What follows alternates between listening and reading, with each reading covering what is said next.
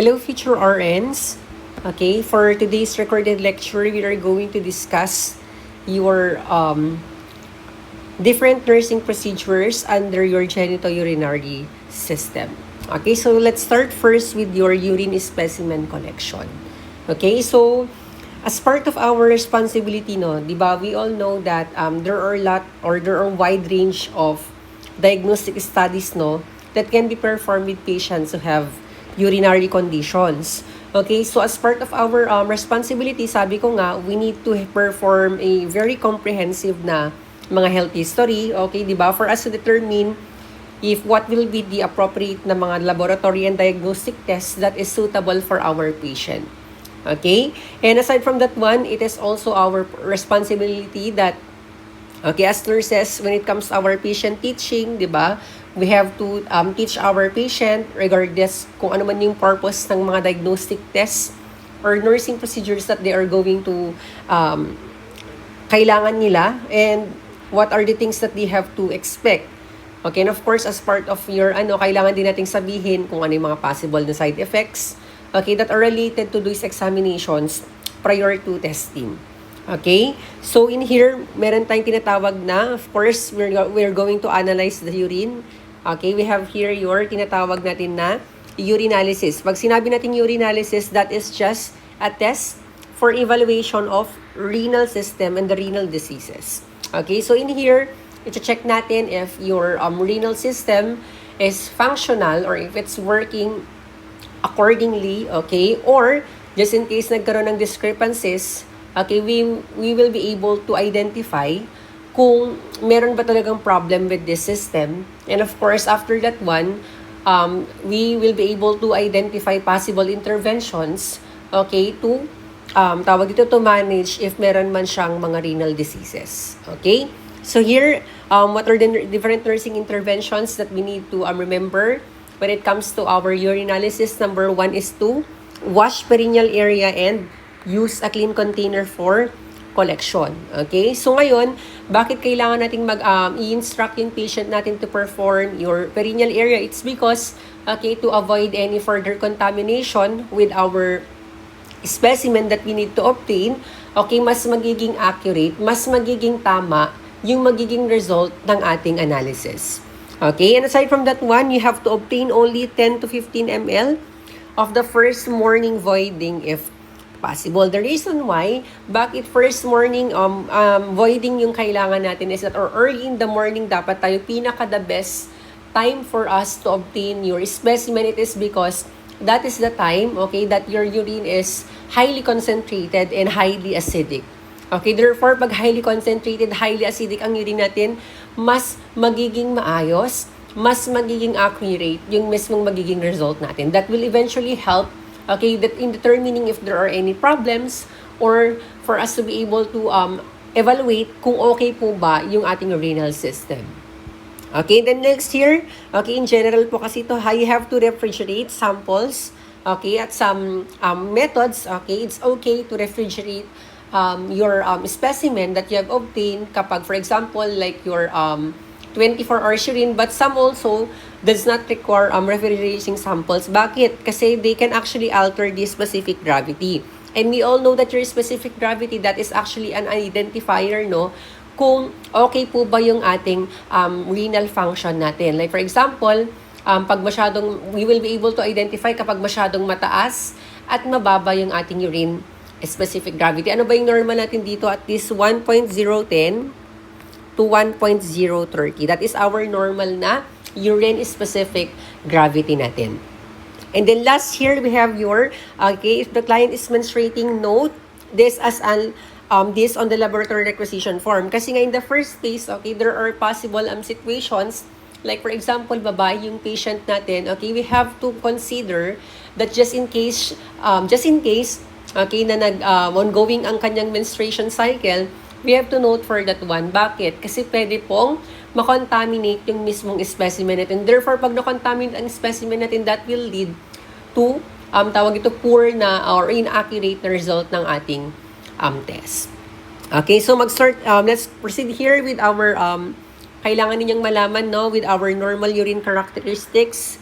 Okay, so we have here the volume, normal volume of our urine. Ano nga ba ang normal volume of our urine per day? Ilan dapat ang ano natin dito? At least, okay, magkakaiba kasi tayo ng resources. Okay, it depends on the book that you are referring, okay, or that you are using for your references. Okay, normally talaga at least 500 to 1,500 ml. Meron din minsan sa Kosher and Herbs, they are using at least 1,200 or 1,500 or at least 2,000 ml, okay, ng urine na produce per day. And aside from that one, ang average kasi natin dito is, sabi ko nga kanina, at least 1,200 ml per day. How about kapag per hour, sir? It should be at least 30 to 60 ml per hour ang ating urine output. Okay, so how about with our urine color? Okay, remember, pagdating sa ating urine color, ano dapat ang color na normal here? Dapat ay at least straw. Okay, sulat natin straw. Or amber transparent dapat yung mismong ihi natin. Therefore, dapat hindi po siya nagiging tawag dito nagiging dark amber. Okay na bang amber? Yellow po 'yan, 'di ba? Hindi dapat siya nagiging dark amber. Ano pa yung mga abnormal na ano natin, characteristics ng ating urine, dapat ay hindi rin siya cloudy or malapot. Kasi pag cloudy yan, that indicates what? That indicates possible infection.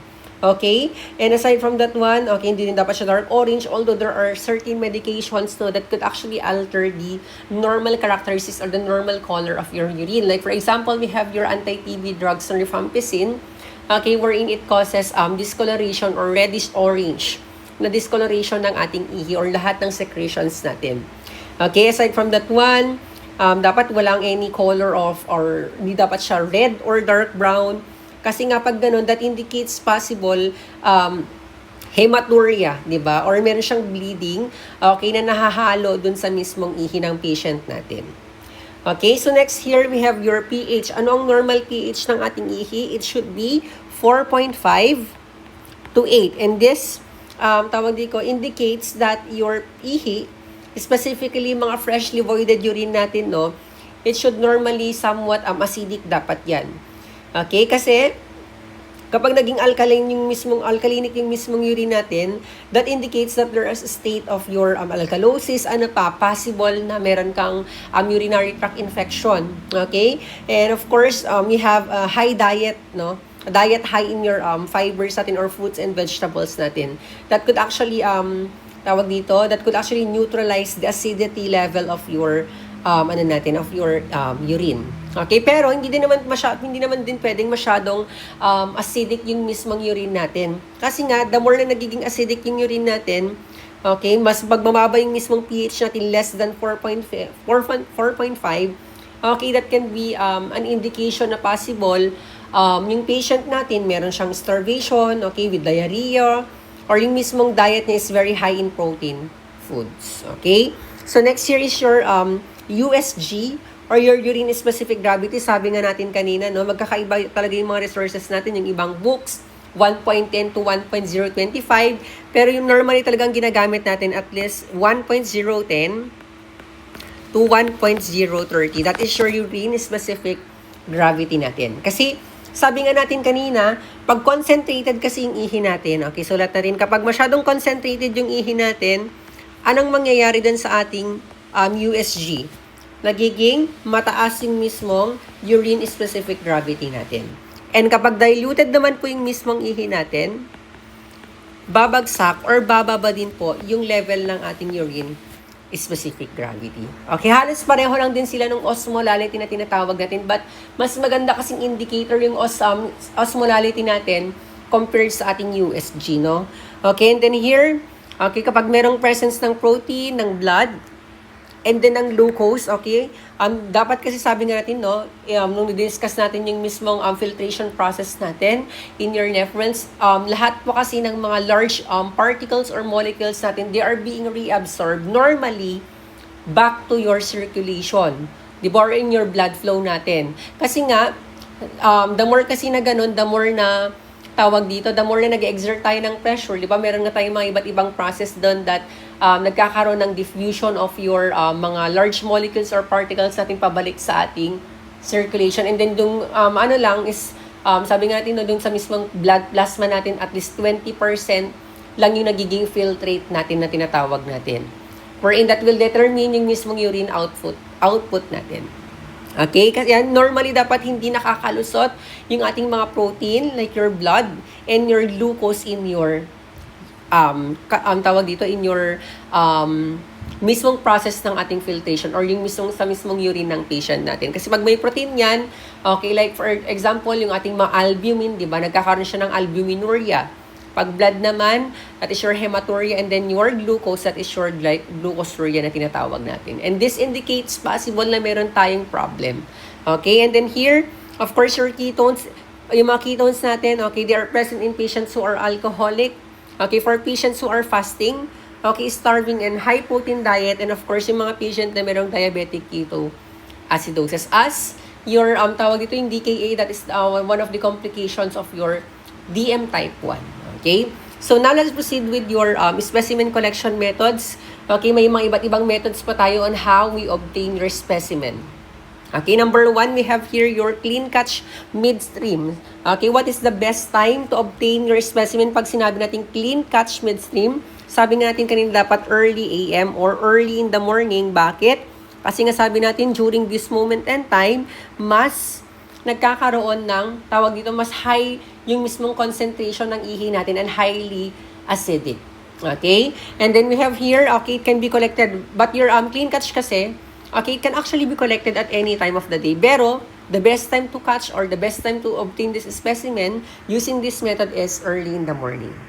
Okay, and then of course, sa container natin, since this is a specimen that needs to be studied, of course, kailangan natin ng sterile container. Bakit? Kasi nga, pag hindi sterile yung container natin, pwedeng magkaroon ng contamination that could further alter the result of your test natin. And then, prior to perform, of course, you have to instruct your patient to perform your perineal care.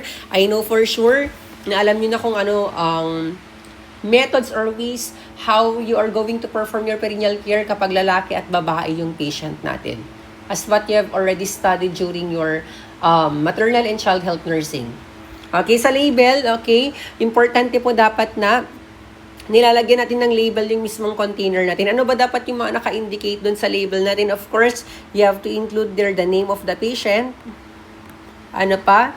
The age of the patient as well. Kasi nga, of course, meron tayong mga age considerations pagdating sa ating specimen collection, di ba?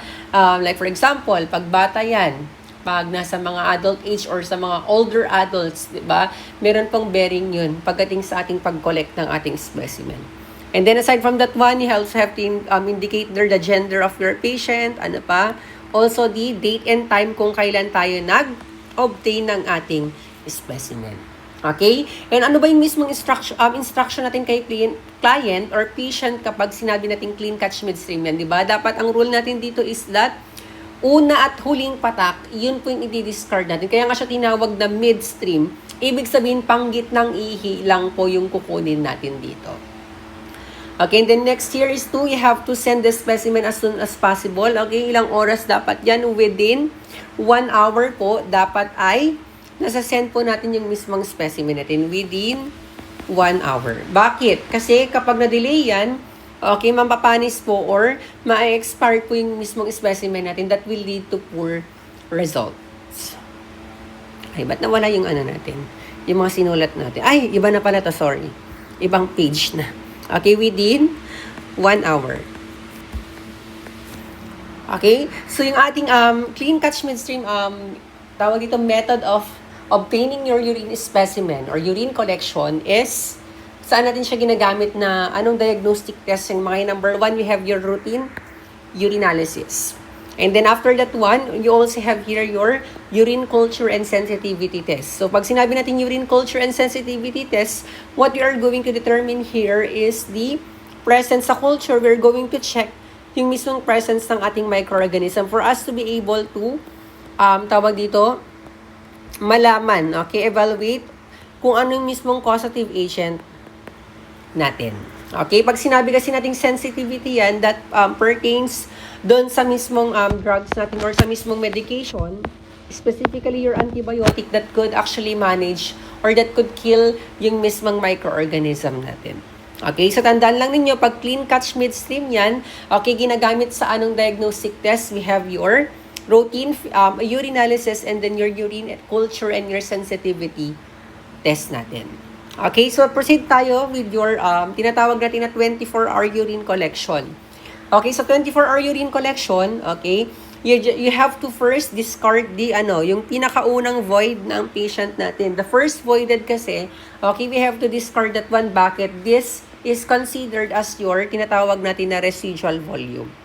Okay, that needs to be discarded. And then after that one, you're going to collect thereafter until the same time. Okay, so natin the same time and the following days. Of the following days. Oh, like for example, yung patient natin for 24-hour urine specimen. Okay, ngayon tayo umihi. Okay, ngayon tayo pinaihi ng patient natin. So, anong gagawin natin muna? Discard. And after natin umihi, after, for example, mamayang 11:45, doon pa lang mag-start yung iyong i-collect until matapos yung mismong order ng doktor kung hanggang kailan ka magko-collect ng 24-hour urine specimen natin. Okay, ganun po ang 24-hour urine collection natin. And then, there should be no urine collection na kailangang ma-miss. Okay, ngayon pag ganyan po ang nangyari, anong gagawin natin? Uulitin mo siya. Okay, ang kailangan lang naman nating ma-miss is the first na void natin, except your first void natin. Kasi yun naman ang kailangan nating i-discard. Okay, and then the rest, dapat, for example, kung after ng first voiding natin, mamayang 11:40 and then the following day, 11:40 din ng gabi, dapat hindi mo siya namimiss. Until such time na mag-stop or ipapatigil yung mismong order natin to collect your urine using your 24-hour urine collection natin. And then, of course, aside from that one, you have to keep the specimen at your refrigerator.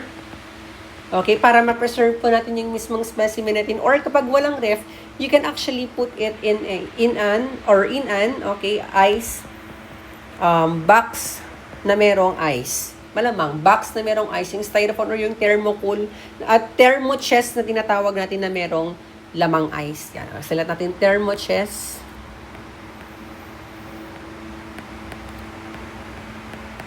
With ice. Okay, and then of course, you can, pagdating dito, para ma-preserve talaga natin yung mismong specimen natin, okay, we can actually add preservative pero hindi po natin trabaho to. Trabaho po ito ng medtech. Okay, sila po ang maglalagay ng ating preservatives wherein, ano po yung tawag natin doon? Yun yung tinatawag natin na boric acid natin.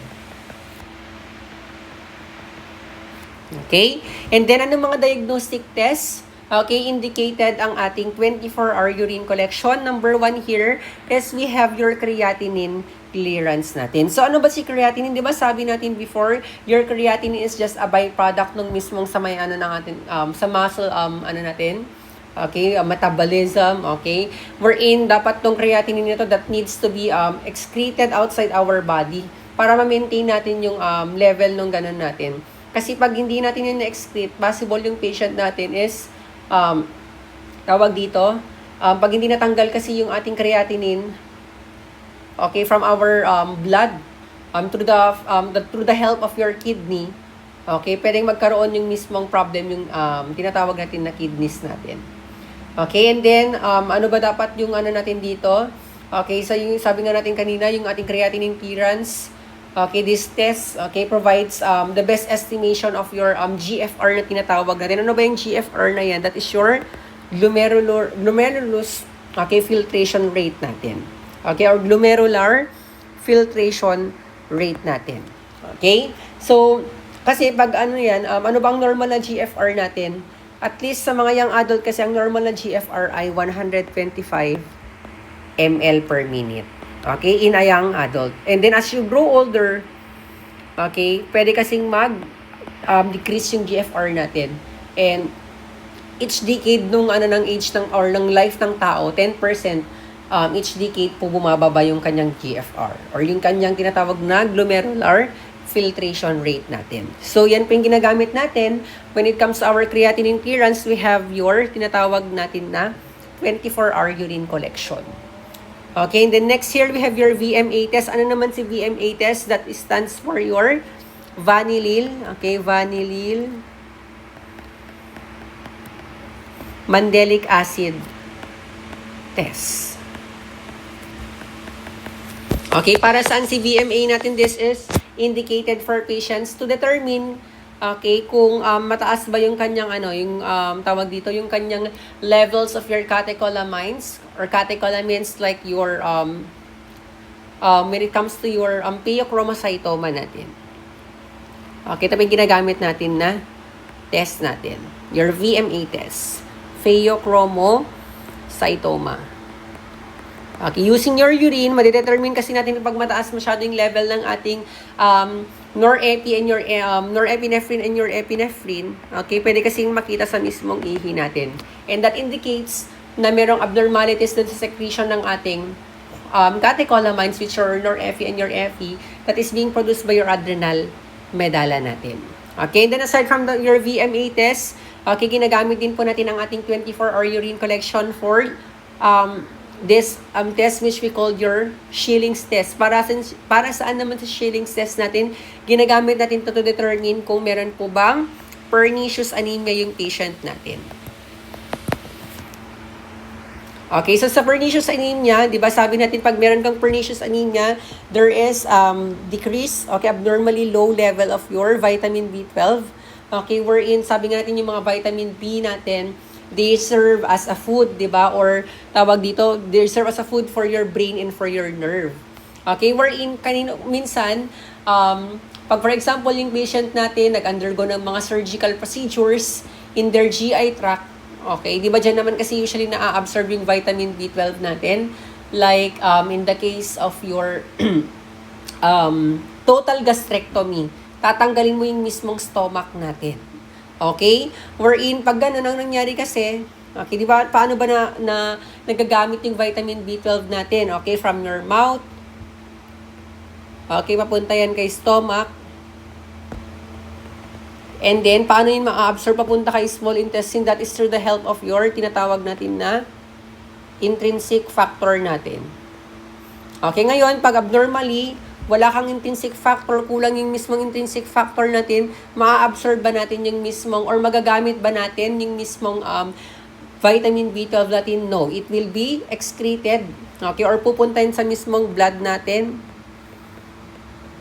Okay, and then of course, alam naman natin yung ating blood, okay, they undergo filtration to form your urine. So makikita talaga dito yung mismong natin. Okay, di-discuss natin later on yung Schilling's test na tinatawag natin. And of course, pag pumunta siya sa mismong large intestine natin, pupunta siya sa mismong stool natin. Okay, so ano ba yung Schilling's test na yan? How do we perform your Schilling's test? So nakalagay dito, una muna is that you have to give your vitamin B12 natin. And then right after tayo magbigay ng vitamin 12, you have to collect your urine of your patient. Sabi nga natin using your 24-hour urine collection natin. And then, makikita sa result is that, okay, pag yung magiging result nito after giving your vitamin B12 and then you collect your urine using your 24-hour urine collection, pag naging negative, yung mismong result natin, wala tayong makitang vitamin B12 or trace ng vitamin B12 in your urine, okay, possible na si patient natin is suspected, okay, na possible, baka meron nga siyang pernicious anemia. Okay, and then right after that one, the next day, okay, the next naman natin is that we have to give again your vitamin B12, but we have to add, okay, or administer your artificial intrinsic factor via intramuscular route. Okay, so ngayon, di ba sabi nga natin yung intrinsic factor natin that is responsible for the absorption of your vitamin B12 natin. So, ang mangyayari dyan, pag nagbigay ka ng vitamin B12 plus your artificial intrinsic factor via intramuscular natin, okay, right after that one, using your 24-hour urine collection, you're going to collect or you're going to obtain your urine. And then, pag nakita dun sa mismong urine niya, okay, there is already a presence of your vitamin B12, then definitely, we could confirm that your patient has a pernicious anemia, sorry. Okay, so yan po yung tinatawag natin na Schilling's test natin. Okay, so next here, we have your second voided urine specimen. I know for sure, very familiar kayo with this one since you already had with you your pag nag-PPT kayo, di ba? Okay, and aside from that one, ay hindi pala. Sa maternal pala to, sorry, di ba? Nadidiscuss natin kasi yung second voided urine for those patient, okay, to detect your what? To detect the presence of your glucose and protein in your urine. O, di ba? Possible sa mga buntis na nanay. Or in the sabi nga natin before that normally dapat hindi tayo nakakikita ng any trace of your protein, your albumin or glucose in your urine because they are considered as larger particles or your larger molecules that needed to be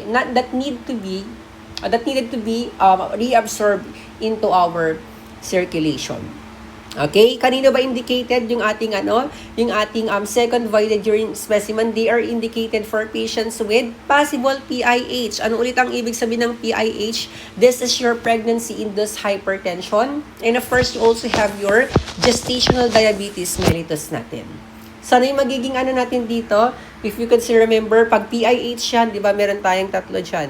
Magiging possible na complication or life-threatening complication, we have your HEP. Okay, your hypertension, possible yung patient natin magkaroon ng eclampsia. Okay, paano natin ma-determine na magkakaroon siya ng eclampsia is that we have to determine the what? Pag meron na siyang seizure. And of course, we also have your pre-eclampsia natin. Okay? So, pag ganun, ano ang ating dito, ano ang management natin dito, pag nagkaroon siya ng PIH or pag nagkaroon siya ng eclampsia, we have your Magsul natin or your magnesium sulfate natin.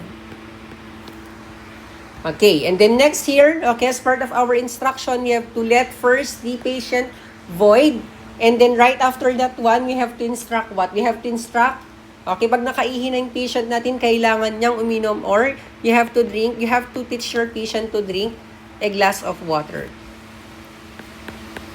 Bakit? For us to be able to flush out yung mismong residual or naunang ihi natin. Kaya nga siya tinawag na second voided urine. And then right after that one, you have to collect already your specimen natin. Okay, so kailan ba ginagamit yung ating second voided urine? Okay, what particular diagnostic test? Okay, number 1 here, we have your Benedict's test. And then we also have your heat and acetic test natin. Di ba yung Benedict test natin, nakadepende yun sa magiging color niya, no? Okay, yung pag nag-color red yan, okay, it's ilang plus yon, di ba? At 4 yon, di ba? Ang mnemonics natin dito is your Roy G. Viv. It's either pwede siyang maging orange, okay, 3 yan, and then kapag yellow naman yan, 2, di ba? And then of course, pag naging color green yan, 1 lang, and then kapag negative yan, kapag color blue yung magiging ihi or color ng ihi natin. How about with your heat and acetic test natin? Okay, ilang amount ng urine, at least, di ba, at least 2/3 ng urine natin, plus, okay, 1/3 ng ating suka or your acetic acid natin. And then, pag yung mismong concentration ng ating ihi, naging cloudy siya, okay, that indicates na, possible na meron siyang problem yung patient natin. Kasi dapat clear pa rin yung magiging ihi ng patient natin. Okay, clear. Wait lang.